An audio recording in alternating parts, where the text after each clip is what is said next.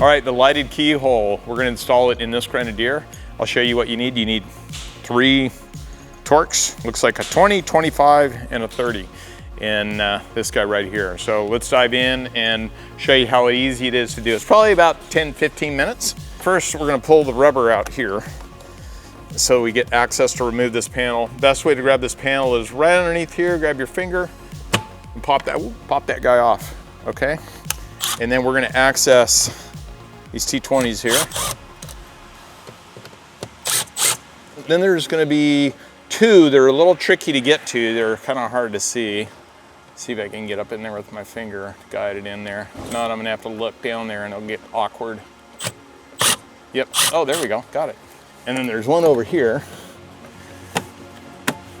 So then this panel comes off. Now it's got the interior light in there. If you want, you just let it dangle down like that.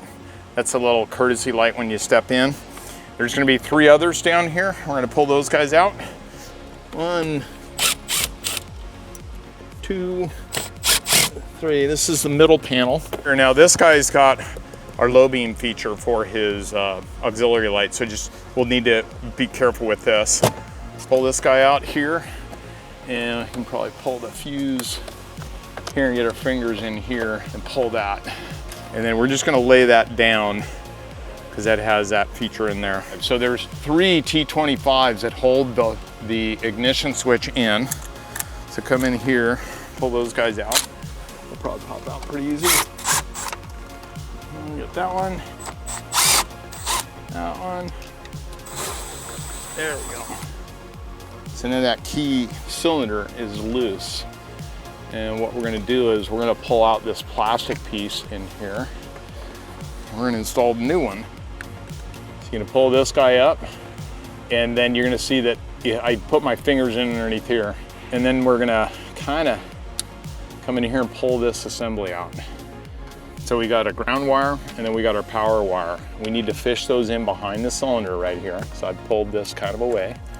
I'm dropping this down in there like this. Fishing that guy in there like that. And then we're gonna clip this on here like this, and then snap in. Now that's snapped into place. And then this thing should be able to get up in there, but now we gotta go fish those wires.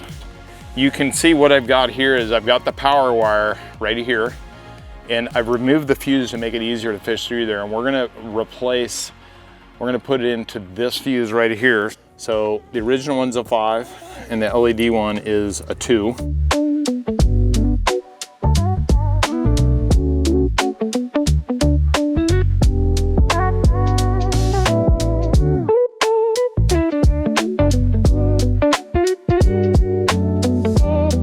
we'll need to snug those up. And the last thing we're gonna do is hook up the ground. Now we're gonna go in here and we're gonna grab this T30 right there, and that's where we're gonna hook up the ground to, because we need to ground this. So I'm gonna come in here, pull out this T30.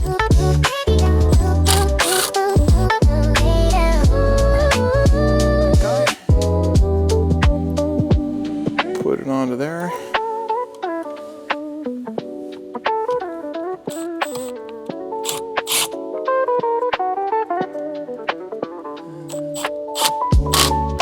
So we've got everything buttoned back up. This one's different because this has an additional wire that we're running for the dimmer on the Agile auxiliary lights. But this is where that unit goes right here. And so once the battery's hooked up, when you open the door, this will illuminate. Then when you're driving, it will also be illuminated. So now all I gotta do is just, button this thing back together. Just do it in the reverse of what you did.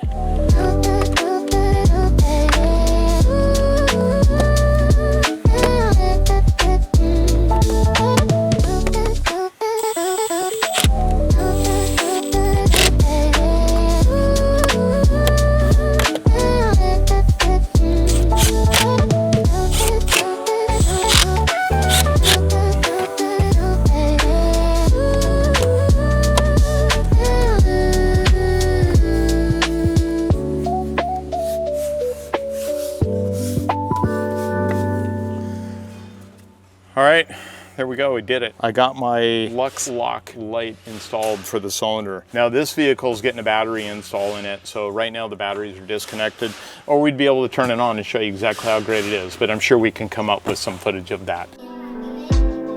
During the day, you'll notice it's a lighter setup. When you're just driving it at normal hours, you're not seeing a blinding bright light. We don't need to put in a whole ton of light. And then at night, you've got this nice little lit up little circle down there. Throw your key in there and you're on the road. This system looks factory, pretty easy install. You can do it yourself. If you're having the cylinder recall or the lock recall for your doors at the dealer, have them put it in for you. Maybe you can talk them into doing it, because they do have to pull that cylinder apart and replace it. And again, you can have this done right here at Agile Offroad. I think all in, it's like less than $100. Thanks again and happy trails.